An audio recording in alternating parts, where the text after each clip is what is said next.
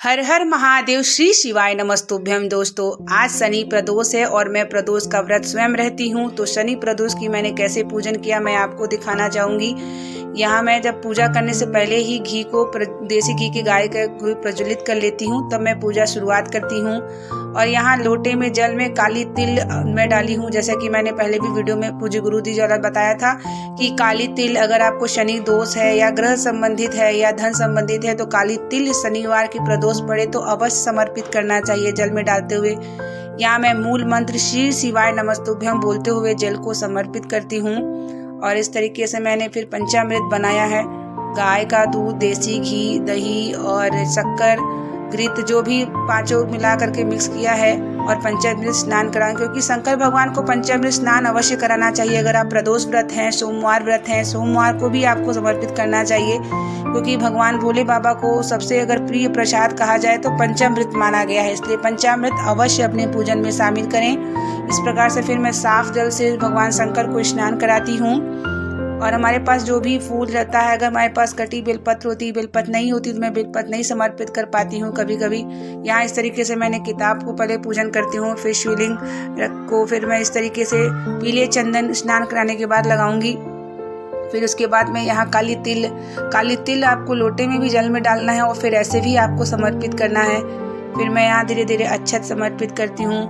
अक्षत का दाना हमेशा ध्यान देना है कि अक्षत पूर्ण होना चाहिए, खंडित नहीं। इस तरीके से मैं जनेऊ समर्पित करती हूँ। और फिर शंकर जी को जो प्रिय पुष्प मुझे मिलता है मैं ये अवश्य चढ़ाती हूँ। बेलपत्र कभी कभी नहीं मिल पाता तो मैं नहीं चढ़ा पाती। फिर यहाँ मैं रुद्राक्ष अवश्य रखती हूँ शंकर जी पर, क्योंकि रुद्राक्ष का जल डाल के फिर मैं शिव जी पर समर्पित करती हूँ। इससे कोई भी रोग है तो वो घर पे समाप्त हो जाती है। इस तरीके से मैं घी का दिया तो पहले ही पूजा करने से पहले प्रज्वलित कर लेती हूँ।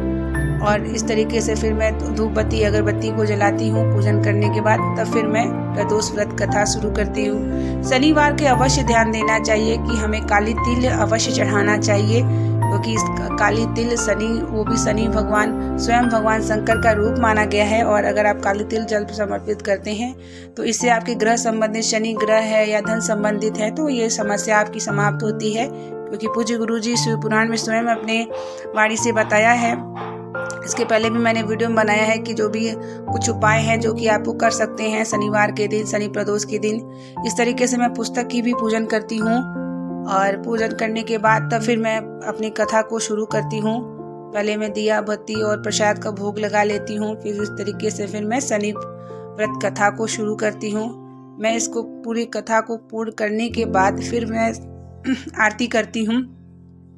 शनि प्रदोष कथा पूरी पुस्तक को मैं नहीं पढ़ती, जिस वार को पढ़ता है उसी वार को मैं वही कथा पढ़ती हूँ। और इस तरीके से फिर मैं कपूर जला करके आरती करती हूँ। आरती करने के बाद फिर आरती करने से पहले मैं जप करती हूँ, फिर मैं आरती इस तरीके से करती हूँ और भगवान से फिर प्रार्थना करती हूँ, क्षमा प्रार्थना करती हूँ। और फिर इस तरीके से मेरी पूजा समाप्त होती है। कैसी लगी वीडियो ज़रूर बताइएगा आप लोग।